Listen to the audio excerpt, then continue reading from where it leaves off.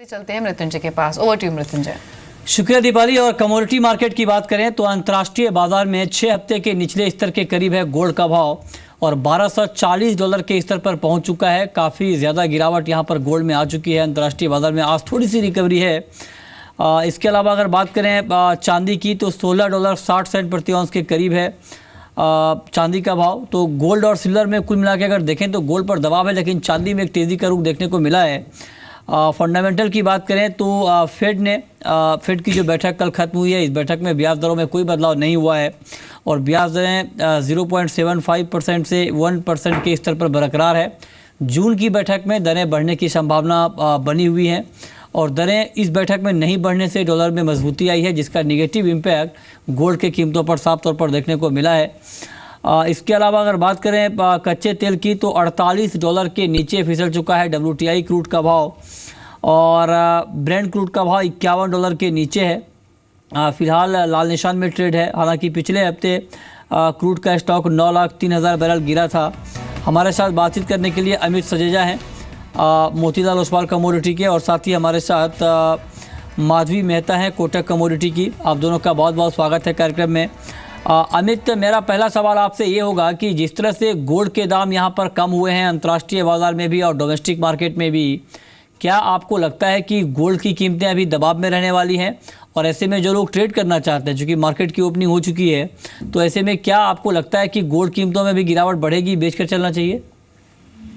जी देखिए, मेरे हिसाब से जो कल फेड की बैठक हुई वहाँ भी उन्होंने जो एक स्टांस लिया, आगे चल के हॉकी स्टांस लिया, जिस वजह से जो जून की प्रोबेबिलिटी थी इंटरेस्ट रेट्स की बढ़ने की वो बढ़ चुकी है। तो उस वजह से गोल्ड पे आज भी हमने दबाव होते देखा है और $1240 के आसपास अभी ट्रेड होता हुआ दिख रहा है। मेरे हिसाब से इंट्राडे भी अगर आप देखें तो 28,500-550 की जो रेंज है अभी स्टिफ रेजिस्टेंस है। जब तक वो नहीं निकलता तब तक मार्केट दबाव में रहेगा और हो सकता है कि और स्लिप हो जाए करीबन 28,100 से 150 के बीच में। ठीक है। माधवी मेहता, आपका व्यू क्या होगा गोल्ड और सिल्वर के ऊपर? इंट्राडे ट्रेडर को किस तरह का ट्रेड करना चाहिए?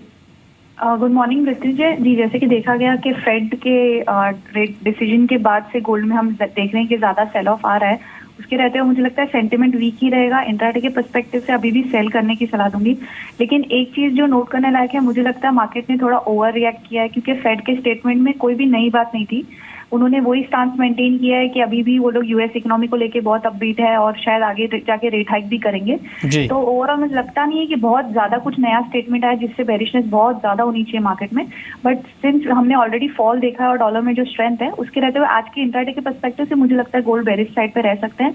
इंट्राडे में अराउंड 400-450 एक अच्छा लेवल सेल करने के लिए और 250 के टारगेट्स हमको मिल सकते हैं। ओके अमित, चांदी के ऊपर आपकी कॉल क्या होगी आज की कारोबार के लिए? जी देखिए, सिल्वर में हमने रिलेटिवली ज़्यादा बेरिशनेस आते हुए देखी है। जो गोल्ड सिल्वर रेशियो भी है इंटरनेशनली वो कई सालों के हाईस पे चल रहा है 74 के आसपास। तो मेरे हिसाब से ये जारी रहने की उम्मीद है। और सिल्वर का अगर स्पेसिफिकली इंट्राडे रेंज देखें तो 39,000 एक स्टिफ रेजिस्टेंस है, उसके नीचे तब तक बेरिशनेस बरकरार रहेगी और डाउन साइड में 38,000 तक भाव स्लिप हो सकता है। ओके, क्रूड के ऊपर माधवी मेहता आपका कमेंट क्या होगा? क्योंकि कच्चे तेल पर दबाव है और यूएस में गैसोलीन का स्टॉक बढ़ा है, उसका भी इम्पैक्ट प्राइस के ऊपर दिख रहा है, लेकिन क्या क्रूड का मार्केट अभी दबाव में ही रहने वाला है? जी, क्रूड में मुझे लगता है आज भी वीकनेस परसिस्ट करेगी। लार्जली कल की जो इन्वेंटरी रिपोर्ट थी वो इतनी बेरिश नहीं थी, मिक्स्ड ही थी। बट उसके अलावा हम देख रहे हैं आज डॉलर में स्ट्रेंथ है और ओवरऑल कमोडिटीज मार्केट में थोड़ा बहुत बेरिशनेस है। तो उसके रहते हुए इंट्राडे पर्सपेक्टिव से अभी भी क्रूड सेल करने की सलाह दूंगी। मेक कॉन्ट्रैक्ट अराउंड 3095 के आसपास सेल कर सकते हैं। वो टारगेट रहेगा 3040 और स्टॉप लॉस होगा 3120। इंटरनेशनल मार्केट में एक $47 अभी भी एक की सपोर्ट है जो ध्यान में रखना चाहिए। ओके, आपको भी लगता है अमित कि आज क्रूड में बिकवाली करना ही बेहतर होगा? जी देखिए, जो हमने कल EIA का डेटा भी आते हुए देखा था, इन्वेंट्री डेटा, उसमें उम्मीद से कम ड्रॉडाउन था, जिसके बाद में हमने क्रूड में नए लोज बनते हुए देखे। टेक्निकली 3130 एक स्टिफ रेजिस्टेंस है, जब तक उसके नीचे तब तक सेल ऑन वैलीज किया जा सकता है। डाउन साइड में जैसे माधवी ने बताया 3030 तक के भाव हमें देखने मिल सकता है। ओके, तो दोनों एक्सपर्ट की ये राय है कि आप आज गोल्ड, सिल्वर और क्रूड में बिकवाली करके मुनाफा कमा सकते हैं। बात करते हैं मेटल की। कल मेटल में भी तेज़ गिरावट थी। मेटल काउंटर के ऊपर आपका ओवरऑल व्यू अमित सजेजा क्या होगा और आज के लिए आपकी टॉप पिक क्या होगी? देखिए, जिंक में काफी वीकनेस दिख रही है। हमने देखा है कि एक रिलक्टेंट रैली आई थी लास्ट वीक पे, जहाँ 171 तक के भाव आए थे, बट वो गेन्स काफी जल्दी इरेज हो चुके हैं। मेरे हिसाब से 168 के जब तक जिंक नीचे स्टे कर रहा है तब तक बेरिश है, तो जो भी रैली आती है बेचा जा सकता है। डाउन साइड में 163 तक के भाव में देखने मिल सकता है। आपकी टॉप पिक आज के लिए माधवी मेटल मार्केट में क्या होगी? मुझे लगता है अभी भी कॉपर में थोड़ी बेरिशनेस है। ओवरऑल फंडामेंटली भी थोड़ा देखा जाए तो नेगेटिव फैक्टर्स इमर्ज हो रहे हैं। कल स्टॉक्स काफी बढ़ गए, चाइना का डेटा भी खराब आया और कल का काफी बड़ा सेल ऑफ भी था, तो मुझे लगता है और भी मंदी थोड़ी कंटिन्यू हो सकती है। तो इंट्राडे में अराउंड 356 का लेवल एक देख सकते हैं, अराउंड 362 का लेवल अच्छा होगा शॉर्ट करने के लिए। ठीक है, अब बात कर लेते हैं एग्री मार्केट की। और एग्री मार्केट में सबसे पहले बात करते हैं कोरिएंडर की, जहां पर 2 दिन में काफ़ी ज़्यादा गिरावट आई थी, लोअर सर्किट लगा था। उसके बाद एक्सचेंज ने 7.5% का स्पेशल मार्जिन लगाया है सेलिंग साइड में कोरिएंडर पर।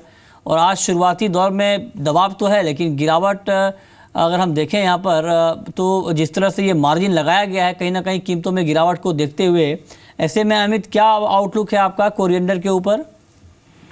जी देखिए, इसका अगर सप्लाई इक्वेशन देखें तो इंपोर्ट्स भी अच्छे हैं और जो रिसेंट रबी क्रॉप भी था वो भी बढ़िया था, तो उस हिसाब से काफी परसिस्टेंट प्रेशर नजर आ रहा है। मेरे हिसाब से इमीडिएट 5,900 का एक सपोर्ट है, अगर वो भी ब्रेक हो जाता है तो मैं 5,600 तक के भाव दिख सकते हैं शॉर्ट टर्म में, तो दबाव भी बरकरार रहेगा डिस्पाइट द मार्जिन। आज के कारोबार के लिए टर्मरिक और RM सीट पर आपका व्यू क्या होगा?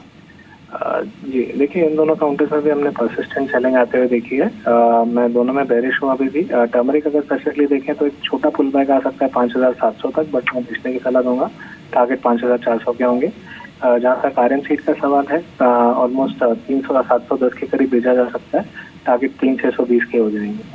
ठीक है, बहुत बहुत शुक्रिया आप अमित सजेजा आपका, और माधवी मेहता आपका भी हमसे जुड़ने के लिए, बताने के लिए कि आज मार्केट में कहां पर कमाई के मौके होंगे। तो फिलहाल इस अपडेट में इतना ही।